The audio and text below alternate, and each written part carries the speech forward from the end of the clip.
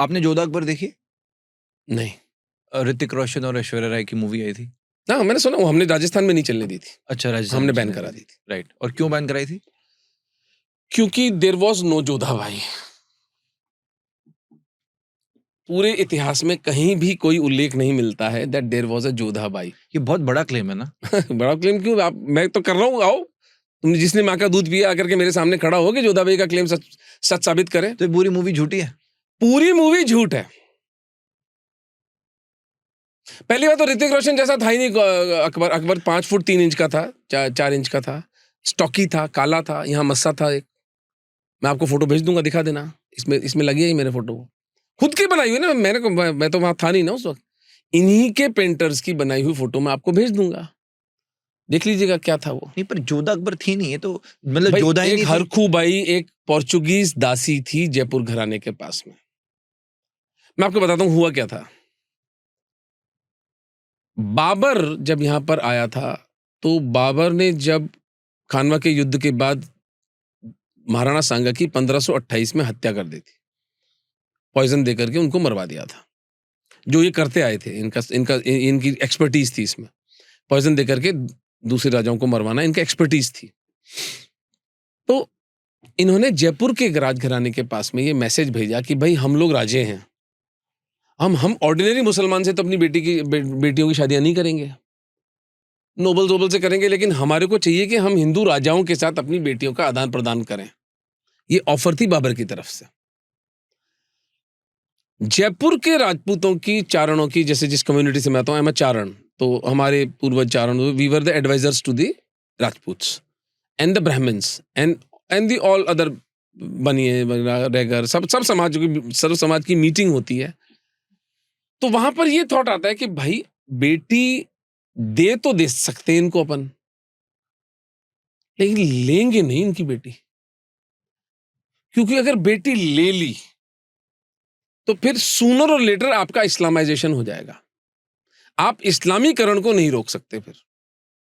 तो देना क्यों सही समझा फिर? भाई, एक टाइम था जब हमारे पास तोपें थी, Sanga was murdered, Rajput confederation खत्म हो चुका था, there was no organised resistance to Muslims in 1528, 29, 30 की बात बता रहा हूं, खत्म हो चुका था कॉन्फेडरेशन। उदयपुर में तो सिविल वॉर छिड़ा हुआ था। वो बनबीर एक दासी पुत्र आके राजा बन गया था, फिर विक्रमादित्य, और बहुत ही मीडियोकर किस्म के लोग राजा बने। सांगा का मर्डर की बहुत बड़ी कीमत चुकाई हमने। तो जब कोई कॉन्फेडरेशन नहीं था, अच्छा, जयपुर के पास, Jaipur is situated in plains, एक पहाड़ी है वहां पर, वो नाहरगढ़ की हमारे पास में। अगर आप जयपुर कभी आएंगे देखेंगे तो देयर आर 2 प्लेसेस, गलताजी और 2 पहाड़ी। अदरवाइज जयपुर इज प्लेन, जो आपका जब इन्वेजन होगा तो कुछ बचाने वाला नहीं। Mewar on the other hand was protected by the Aravallis. The people and the army could always go back to the mountains. And एक माउंटेन के अंदर आपकी जो वॉरफेयर होती है वो बिल्कुल डिफरेंट होती है। 100 जनों की आर्मी भी 5000 की आर्मी को रोक देगी। मुझको दर्रा तो इतना सही है ना, करो पास, किसकी माँ का दूध पिया है, राइट। लेकिन जयपुर के पास तो वो एडवांटेज नहीं थी। फिर हमारे पास फायर पावर नहीं थी, राजपूत कन्फेडरेशन खत्म हो चुका था। तो ये समझौता तो करना था जयपुर वाले को, लेकिन उस समझौते के अंदर ये विजडम और ये फोरसाइट रखना कि हमें बेटी लेनी नहीं है, साफ मना कर दो। भाई बेटी ले लेते, हाँ मैं समझ गया, उसके बेटे नाना मामा आते, नाना मामा आते, इस्लामाइजेशन होता, राइट। तो फिर इन्होंने कहा कि एक काम करते हैं कि एक अपनी दासी लो लेवल की जो बेटी है उसको दे देते हैं और जान छुड़ाते हैं इनसे, पिंड छुड़ाओ इनसे, कहो हाँ भाई दे दी हमने बेटी, खत्म करो चलो तुम्हारा।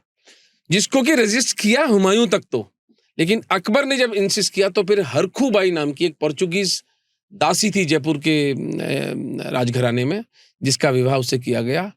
और ये बातें करते हैं ना लंबी लंबी, ये साहब की है ना कि अकबर इतना लिबरल था, और जो मुगल आजम मूवी के अंदर वो जो भगवान कृष्ण को जन्माष्टमी के दिन झूला झूला रहा है, तो दैट मीन्स कि you are implying that whoever the princess, Hindu princess थी, वो हिंदू थी।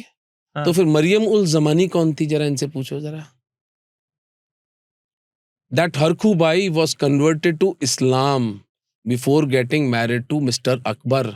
हर नेम वॉज मरियम उल जमानी। उसकी जो कब्र है वो आज भी आगरा के किले में है, लोग जाके देख लें.